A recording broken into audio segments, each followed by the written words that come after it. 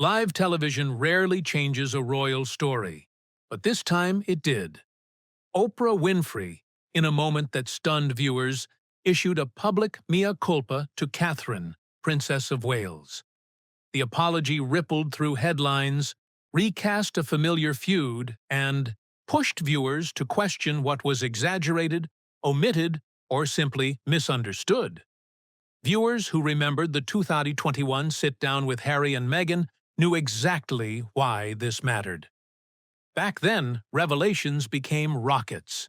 Tonight, Oprah's tone was steadier, almost remedial, as she acknowledged how spectacle can distort sympathy and turn private tension into a public verdict. Without naming every headline, she indicated that some claims aired without adequate context, and that fallout landed most heavily on Catherine. The emphasis was not vengeance, but calibration. Catherine, she suggested, had met chaos with composure and privacy with duty, and deserved to be seen accordingly. That framing reframed Meghan's narrative, and the internet moved quickly. 3E, first point she clarified, touched the bridesmaid dress dispute. Once presented as a cold-hearted slight that left Meghan in tears, the episode, Oprah said, was more complex. According to palace accounts and Harry's own memoir, both women were upset, emotions ran high, and apologies circulated quietly off-camera. Catherine, sources maintain, attempted to mend fences privately rather than litigate feelings in public. No triumphant villain, no immaculate victim, simply two stressed mothers preparing a global ceremony under relentless pressure.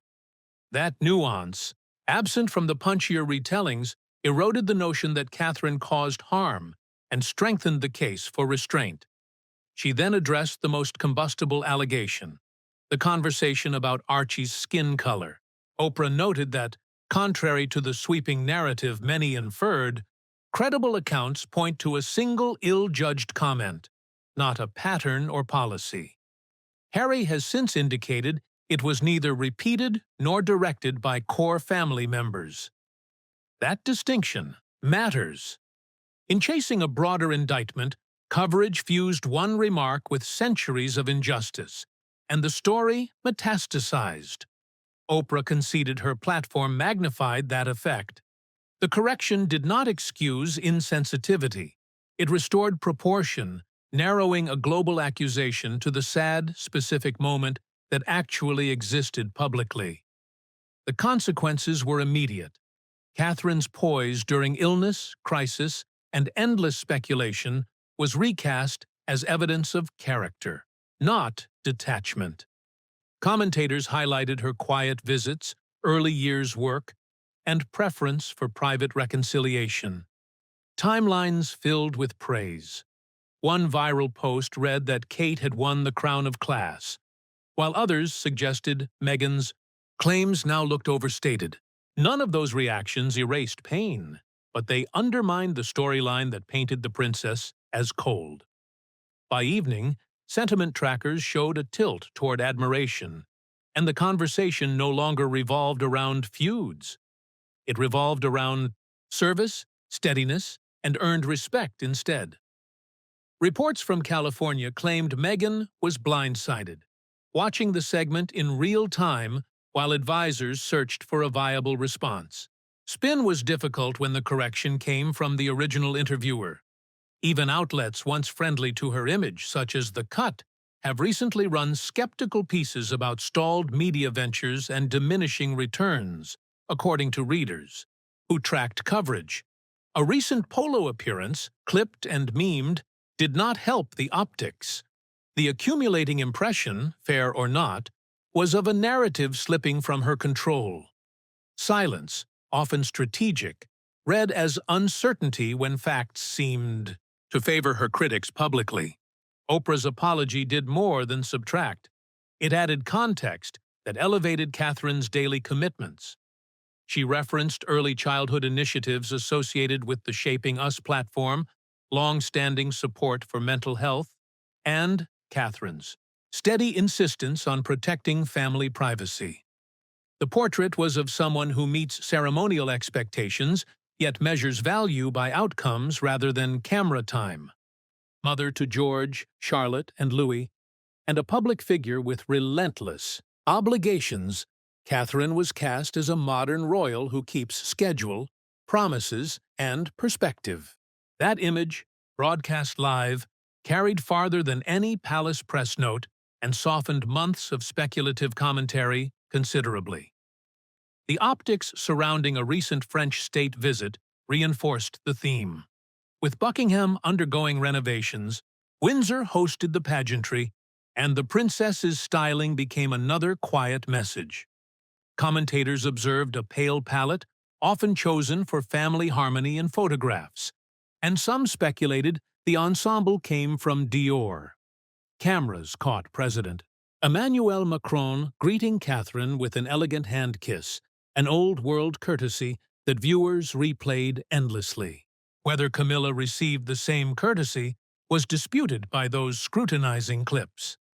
What remained was the impression of grace under ceremony, a woman entirely at ease in protocol without seeming remote or rehearsed.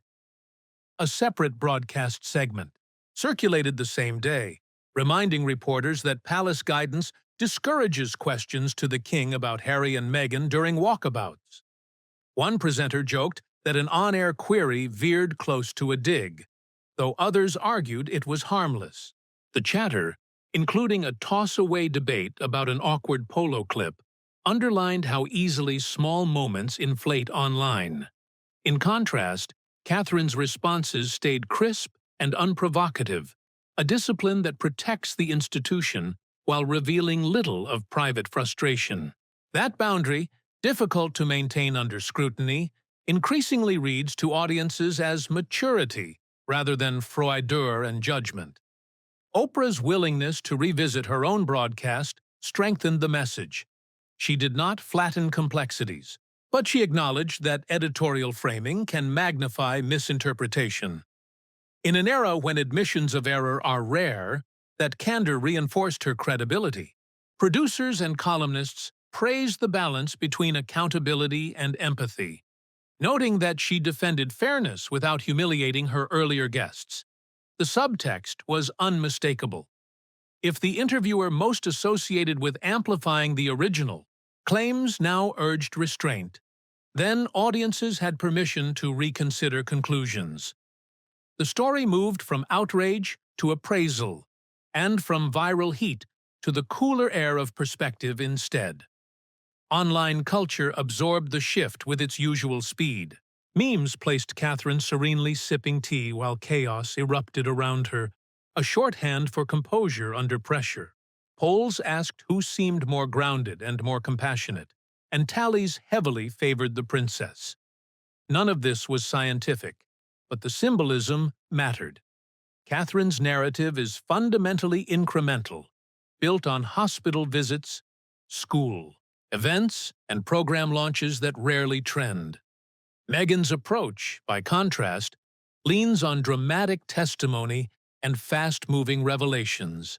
After the apology, audiences, especially older viewers, appeared to reward steadiness over spectacle, treating service as the more convincing performance. Critics also resurfaced awkward associations. Commentators alleged that Meghan shared stages with figures accused of plagiarism or online cruelty, citing past controversies around Jay Shetty and Chrissy Teigen that mainstream outlets revisited in specials and profiles. Those references, fair or not, clashed with her advocacy for safer digital spaces, and pundits said the optics were unhelpful. None of it proved hypocrisy. It underscored how selectively framed alliances become ammunition in culture wars. The apology gave these side notes greater reach as audiences rechecked receipts and questioned whether certain alignments were strategic missteps or simply the unavoidable compromises of modern celebrity. As the evening wore on, resilience became the through line. Royal correspondents described Catherine as a steadying force who balances empathy with efficiency, holding schedules together while keeping human details in view. That portrait, echoing notes from palace staffers over the years, felt newly visible. Fans began calling her the calm in the royal storm, a phrase that spread precisely because it matched observable behavior. Leadership, they argued, is not the absence of stress, but the consistency of response. After months of speculation, viewers finally had a live broadcast that rewarded stamina, discretion, and the discipline to avoid theatrical oversharing. Public sentiment appeared to shift measurably. Quick polls on news sites and fan forums showed surges in favorability for the Princess of Wales, with commenters praising composure, charity focus, and thoughtful parenting. Social media analysts dubbed it a Cinderella moment, a shorthand for reputational correction. More important than hashtags, though, was attention redirected toward substance. Clips of hospital visits, early years speeches, and mentoring sessions began circulating more widely than quarrel highlights. The effect was cumulative. Dignity, when narrated by a trusted broadcaster, became contagious. It was easier to admire the work than to relitigate grievances that now seemed overstated. Meghan's response, or lack thereof, fueled further debate. Silence can be tactical, but here it intensified scrutiny. Comment threads catalogued earlier, statements searching for contradictions, while friends of the Sussexes, according to entertainment reporters, sensed the game had changed. For a figure who excels at shaping narratives, watching control slip away in public must have been bruising.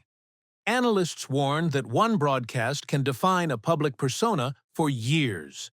Timing and perception, the twin engines of celebrity, converged into a perfect storm, and the one story she once owned became the one most likely to be revised without her consent. Oprah's recalibration did more than defend one woman.